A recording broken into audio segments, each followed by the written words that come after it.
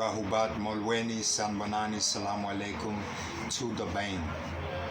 This is your brother Sekhem, all the way from Durban, South Africa, and I'm so happy to be here once again on my channel, Brother Sekhem, our conscious holistic channel.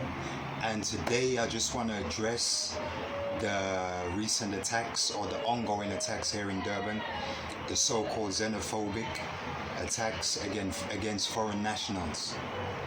Okay, it's disgusting. It's disgusting. And as South Africans, we need to hang our heads in shame.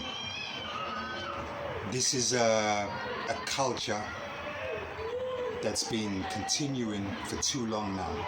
Since the mid-2000s, early 2000s, we've had periodic episodes of xenophobic attacks against our brothers and sisters, so-called foreigners from other parts of the African continent. Now, we find ourselves undergoing and experience the same thing once again. We are brothers, we are sisters. Regardless of what's happening within South Africa, within our borders, illegally, these are issues that need to be dealt with lawfully. Taking the law into our own hands and attacking so-called foreigners because of our own grievances is not on. It's wrong. And I would say that the people who are instigating and leading these attacks are cowards. Cowards. People are dying unnecessarily at the hands of cowards. Why do I say this? Simply because we say these are xenophobic attacks, but I would argue that they are both xenophobic and Afrophobic. What's the difference? Xenophobic comes from the Greek xenos, which means stranger or foreigner, and phobos, which means fear. So fear of strangers. Okay?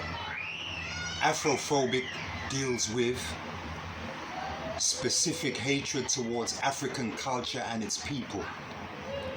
And that fear and hatred can take place among each other, which is what is transpiring here in Durban, South Africa right now.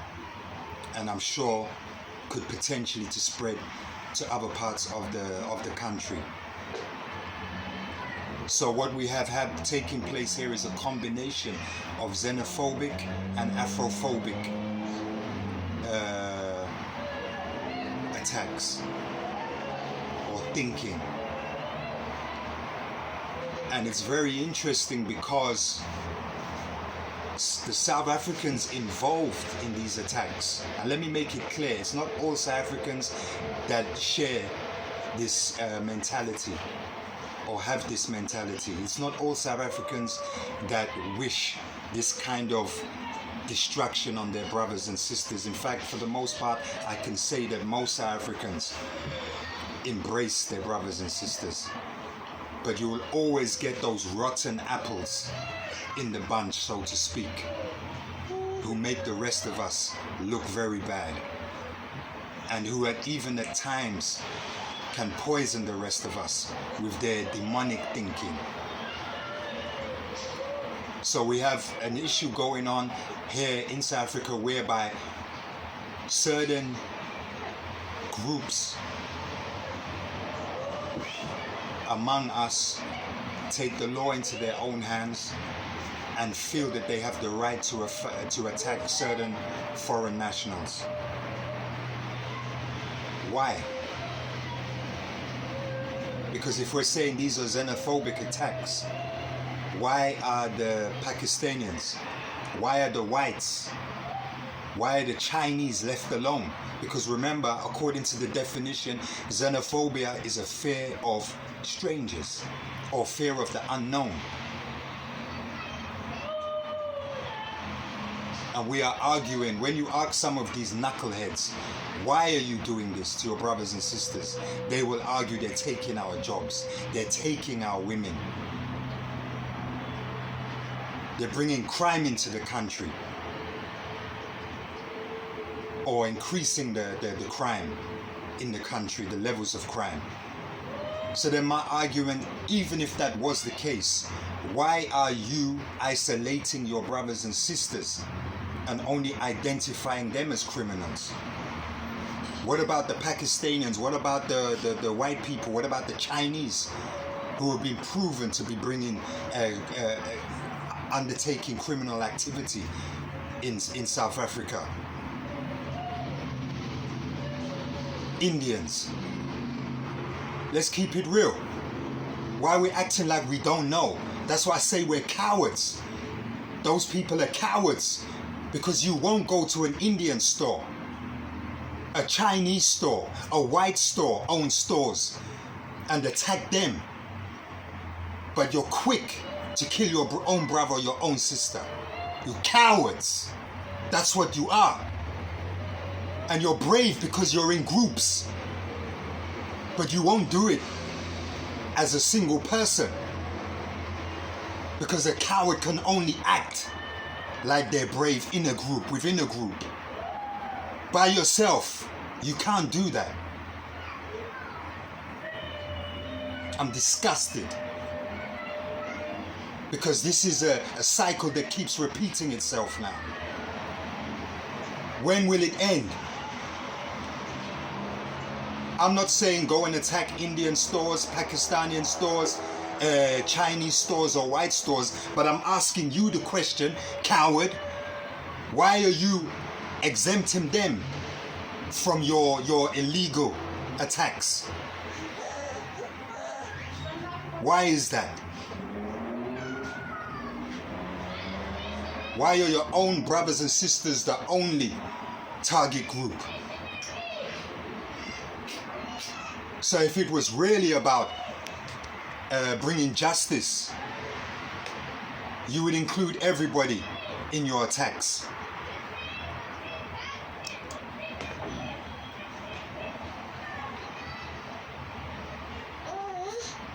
It's amazing to me.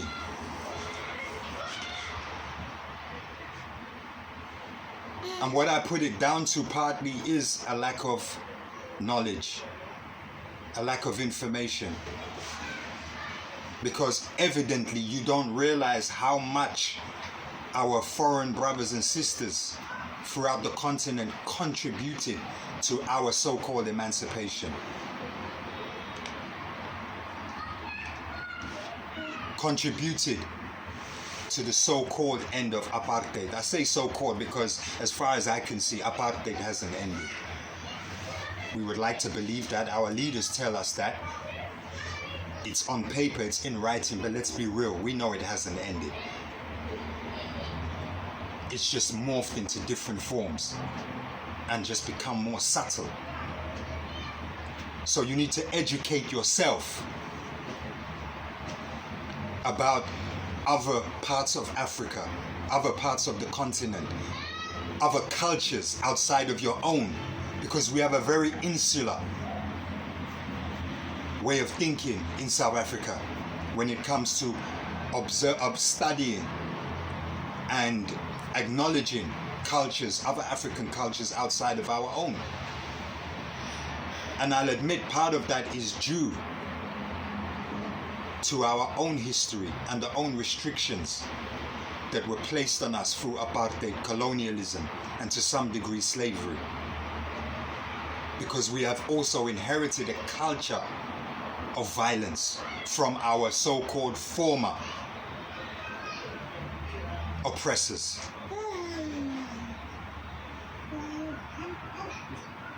The Dutch, the Afrikaners, the English, and our so-called colonialists. When a soldier comes back from war traumatized, he is immediately placed in a program to receive therapy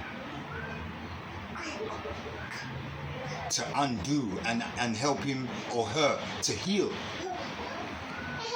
from the experiences of war.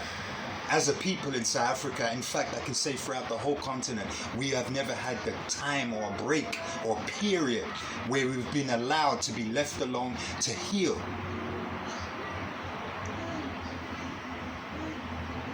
So that we can come to terms with and then move past the trauma that was inflicted upon us by the colonialists, by the slave masters, by the architects of apartheid. Instead, we had a dog and pony show called the Truth and Reconciliation Commission that supposedly represented all victims of apartheid.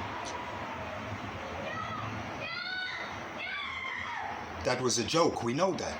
So we had nothing so-called post-apartheid that has been rolled out and given to us as a means of therapy, as a means to heal. So we are sick, we are mentally sick. That's my point I'm trying to make. That's why we can do these things, because it takes a sick person to actively decide and premeditate and consciously go out with the intention to go and harm your brothers and sisters in this manner, to the point where we would even take their lives. And let me tell you something, you cowards, we are not the only people with ancestors, Amadlos. These people also have ancestors that are watching your cowardly actions. And you don't think that as a nation that you are calling on and attracting a curse upon us from these people's ancestors, to the point where we could potentially become the pariahs of Africa, because we have this growing tendency in South Africa to believe that we're better than the rest of Africa, or we're higher as Africans than other Africans throughout the continent.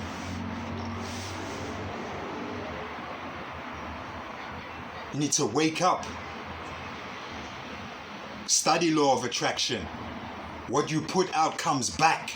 Don't think just because you got away with it, maybe the police turned a blind eye, that's not coming back to you in some way, shape or form. It's called law of attraction. It will come back to you. And if it doesn't befall you, your children, your offspring, your progeny will suffer the consequences of your demonic actions. Yeah, you need to know about these things, because your leaders are not going to tell you about these things, because they're busy hiding the history. Because if we had true leaders would come out and tell you from the beginning, these are the countries, these are the people that assisted us to break the shackles of apartheid. It wasn't a one-man show. Mandela. It wasn't limited to Sisulu. Tambo. Yeah, they played their part. They played their role, and we commend them. But they received the assistance of African countries like Nigeria and Ghana, Tanzania, Malawi, Uganda, and their leadership and their people. They embraced them. So our leaders have failed us because they're not educating you about that history or our story. Telling you the truth, because without the help of these people, we would not have had our freedom in any shape or form. Ask your leaders that. Ask them why they're so quiet, why they're so silent when these these wave of attacks take place. Ask them when they received the intelligence. Prior to the attacks, they do nothing about it. Could it be because they won? They're profiting? They're benefiting from these attacks? It's just a question. Because we are dealing with politricks. Not politics, politricks.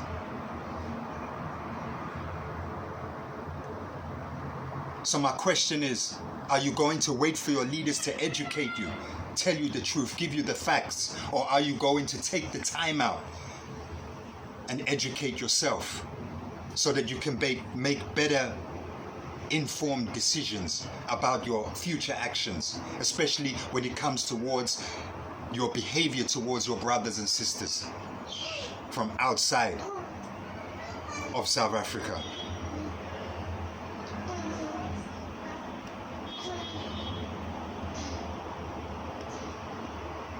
I'm so disappointed because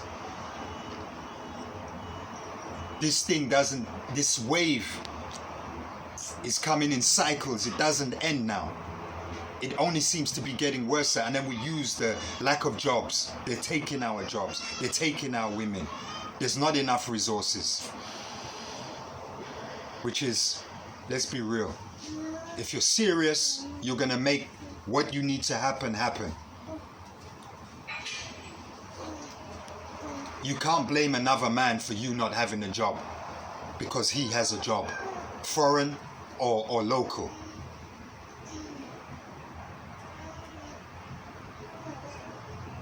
I sense some insecurity there. Somewhere along the lines, I sense some insecurity, some jealousy, because another man or woman comes from a country where they have next to nothing, not in resources, but in terms of job opportunities, and they come to our country and make something of themselves, where you were born here, grew up here, and you're still waiting for government handouts, still waiting for the RDP house, for government to build you a RDP house after 10-20 years. 10-20 years, you could have built 20 houses in that time if you got off your butt. But you want to blame it. It's a convenient. Our brothers and sisters from outside are convenient scapegoats for our own damn laziness here in South Africa.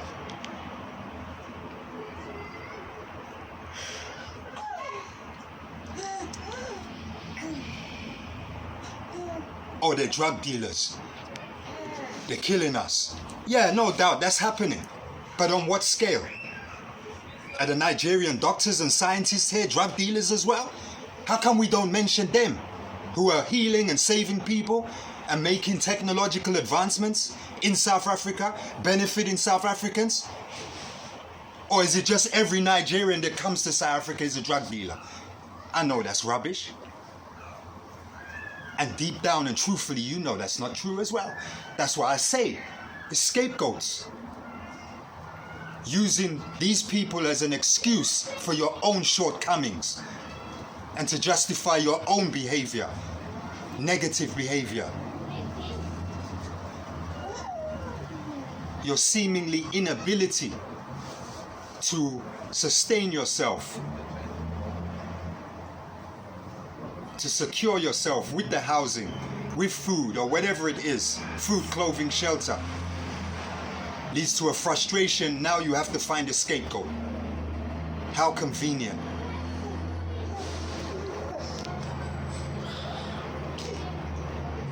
They're not taking government jobs away from you. For the majority, they're creating their own jobs here. And a small percentage of those people who are so-called foreigners who are generating an income are criminals or drug dealers.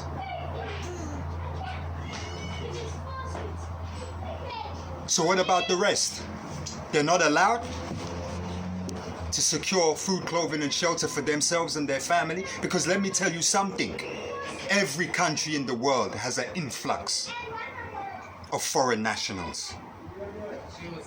And if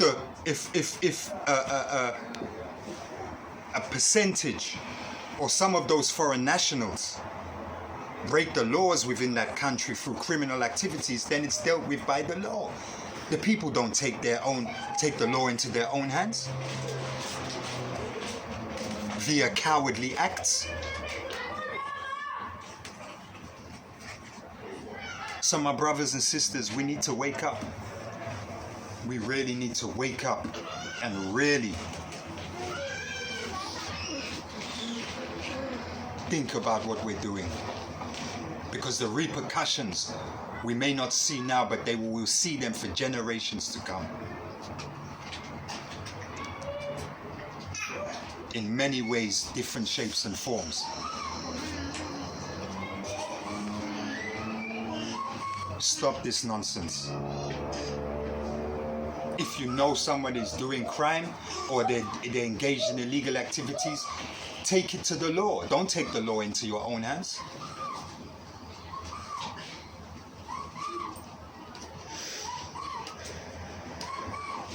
And if you really feel justified in what you're doing, why are you limited it to your own people? Because you're scared of the Indian, you're scared of the Pakistani, you're scared of the white man, you're scared of the Chinese man. That's why. And those of you that do have jobs are working for these people. So you can't touch the boss's property or do anything to the boss because you won't eat. Let's keep it real.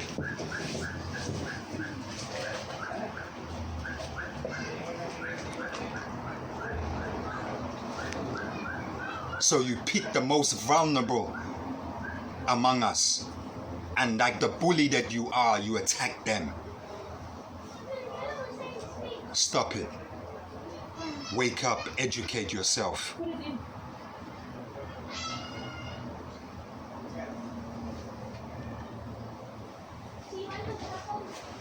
So I just needed to get that off my chest. Again, this is Brother Sekhem, and I just pray for our brothers and sisters who have been subjected to this xenophobic stroke Afrophobic wave of attacks.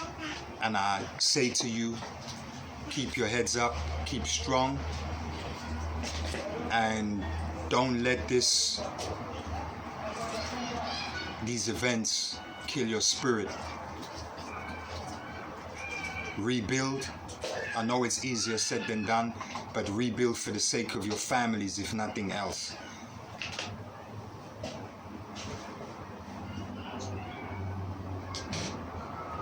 This is Tamaray Coaching, Conscious Coaching and Strategies. Please stay in tune for future posts. Subscribe if you're in agreement with the content, if you think the content is thought-provoking, stimulating, educational, because that's what we're here for. And sometimes we have to address the elephant in the room, so to speak.